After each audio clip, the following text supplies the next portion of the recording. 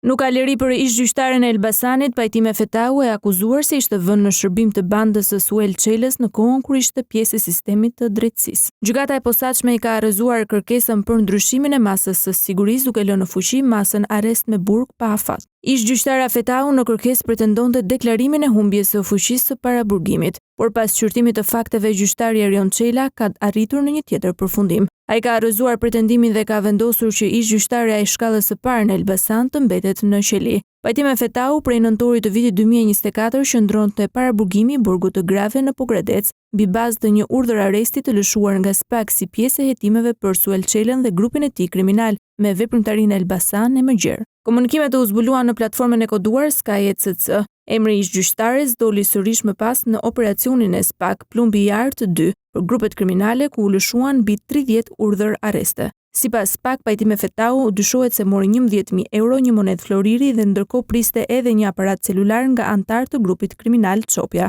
Fetau njihet nga grupi i vëllezërve France Hajdar Çopja si komshia.